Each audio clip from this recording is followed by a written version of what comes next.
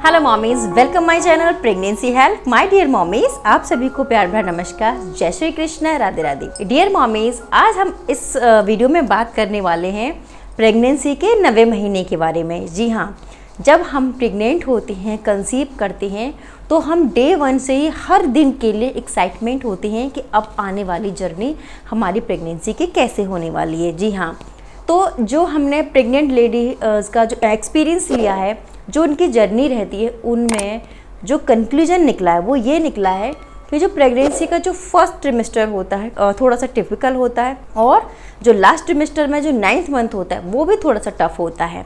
कैसे होता है देखिए, जब पहला ट्रिमेस्टर चल रहा होता है उस टाइम हमारी जो प्रेगनेंसी है आगे के लिए प्रोग्रेस कर रही होती है, और उस समय हमें बहुत ज़्यादा मॉर्निंग सिकनेस होती है, वॉमिट होती हैं, लूज मोशन हो जाते हैं, और हम कुछ भी खाते हैं डाइजेस्ट नहीं कर पाते हैं, कॉन्स्टिपेशन की प्रॉब्लम हो जाती है। तो इसलिए ना बहुत ज़्यादा हम फटीग महसूस करते हैं और अपनी प्रेगनेंसी को एंजॉय नहीं कर पाते हैं। बहुत ज़्यादा हमें प्रॉब्लम्स हो जाते हैं, किसी किसी को तो कंप्लीट 9 मंथ प्रॉब्लम रहती है। लेकिन जैसे ही हमारे सेकेंड ट्रिमेस्टर स्टार्ट होता है, हम अपनी प्रेगनेंसी को एंजॉय करने लग जाते हैं, क्योंकि उस समय ना तो हमारा इतना ज़्यादा वेट होता है, और जो हमारी मॉर्निंग सिकनेस है, वॉमिट आना, मूड स्विंग होना, ये चीज़ें भी थोड़ी थोड़ी हमारी कम हो जाती हैं जब हमारा सेकेंड ट्रिमेस्टर लगता है। बट जैसे ही हमारा थर्ड ट्रिमेस्टर लगता है, उस समय हमें बहुत सारी प्रॉब्लम होना स्टार्ट हो जाती हैं। प्रॉब्लम इन द सेंस कि हमारा वेट बढ़ जाता है, हमारी जो पेल्विक बोन है वहाँ पर हमें दर्द होता है, हमारे जो कूलों में दर्द होने लगता है, बहुत सारी प्रॉब्लम हमें उस समय होने लगती है। और जब आखिरी महीना आ जाता है, हम अपनी कंप्लीट जो 8th मंथ है वो कर लेते हैं कंप्लीट, लेकिन जब हमारा 9th मंथ होता है तो हर मोमेंट, हर टाइम, हर एक सेकंड हम यही सोचते रहते हैं कि अब हमारी डिलीवरी कब होगी। और परेशानी तो तब ज़्यादा बढ़ जाती है जब हमारी EDD यानी हमारी जो delivery date, expected delivery date, वो भी पास आउट हो जाती है, और फिर भी हमें लेबर पेन नहीं आते, तो हमें और ज़्यादा चिंता होने लगती है कि अब मेरी डिलीवरी कब होगी। तो 9th मंथ की कुछ ऐसी चीज़ें आज हम डिस्कस करेंगे कि जो प्रेग्नेंट लेडी के साथ होती है, तो कभी कभी हम रोने लगते हैं, परेशान हो जाते हैं कि कब हमारी डिलीवरी और कब हम इन सब चीज़ों से छुटकारा पाएँ, क्योंकि हम बहुत ज़्यादा परेशान होने लगते हैं, और आखिरी महीने में 9th मंथ में हमें बहुत ज़्यादा परेशानियाँ घेर लेती हैं। जिसमें सबसे पहले हम बात करने वाले हैं जो हमारी सबसे ज़्यादा प्रॉब्लम है कि 9th मंथ तक हमारा जो वेट है काफ़ी हो जाता है। कम से कम हम 10 से 15 किलो और इससे भी ज़्यादा हमारा जो वेट है वो पुट ऑन हो जाता है, और ऐसी सिचुएशन में हम वॉक नहीं कर पाते हैं, चल नहीं पाते हैं, फुर्ती से काम नहीं कर पाते हैं, फुर्ती से बैठ नहीं पाते हैं। हर चीज़ के लिए हमें सपोर्ट चाहिए होती है, और बिना सपोर्ट के कभी कभी हम डिसबैलेंस भी हो जाते हैं। तो जो वेट बढ़ जाता है, उस वेट के कारण हमारी सांस फूलने लगती है, हम प्रॉपर तरीके से बात नहीं कर पाते, और ज़रा ज़रा से काम करने में भी हमारी सांस फूलने लगती है और हम बहुत जल्दी थक जाते हैं।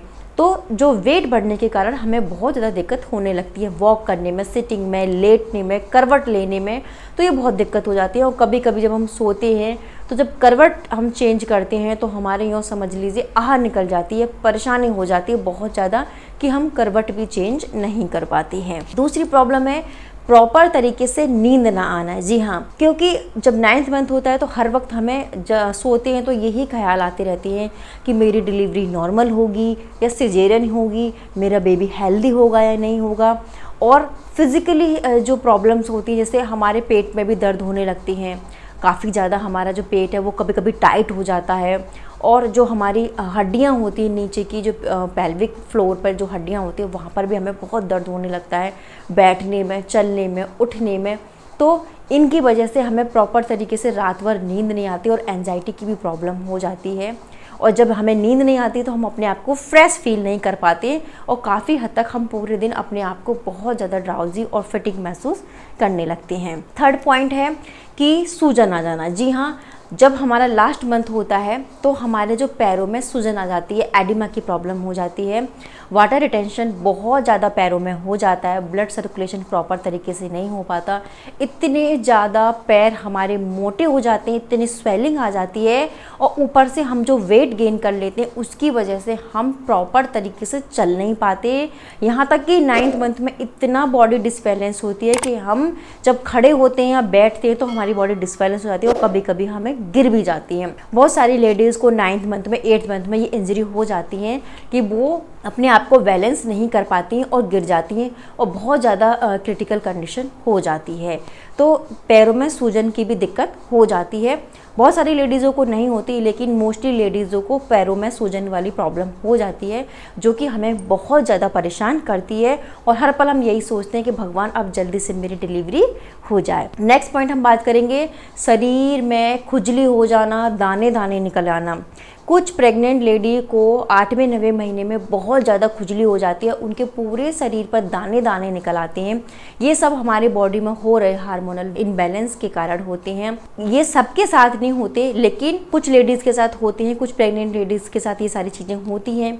तो ये टाइम हमारा बहुत ज़्यादा टफ हो जाता है, बहुत ज़्यादा प्रॉब्लम क्रिएट हो जाती है। जब 9th मंथ होता है तो पूरे शरीर में इतनी स्वेलिंग और इतनी खुजली, बहुत ज़्यादा खुजली होती है, ऐसा लगता है कि बस खुजाते रहें और खुजा कर भी हमें बहुत ज़्यादा हमारे मतलब स्किन पर रैशेज़ और इरिटेशन होने लगती है, जिससे कि हम बहुत ज़्यादा तड़पने लगते हैं, हम बहुत ज़्यादा परेशान हो जाते हैं। नेक्स्ट पॉइंट है सांस का फूलना। जी हाँ, जब वेट बढ़ जाता है तो हमारा तो वेट बढ़ता ही बढ़ता है, साथ ही साथ हमारे बच्चे का भी वेट बढ़ता है, तो उसकी वजह से हम चल नहीं पाते, हमें वॉक करने में प्रॉब्लम होती है, हमें एक्सरसाइज करने में प्रॉब्लम होती है। ये सारी ही चीज़ें हम नहीं कर पाते हैं क्योंकि हमारी सांस फूलती है। कुछ भी हम बात करते हैं, कुछ भी काम करते हैं तो हम हाफने लग जाते हैं, अपने आप को अच्छे से एक्सप्लेन नहीं कर पाते, किसी भी कार्य को, किसी भी काम को परफेक्टली नहीं कर पाते, जो कि हमें कहीं ना कहीं इरिटेट करता है और हम जल्दी से बस कोशिश करते हैं कि हमारी डिलीवरी हो जाए। इतने सारे स्ट्रेचेस मार्क्स हो जाते हैं हमारे पेट पर, हमारी ब्रेस्ट पर,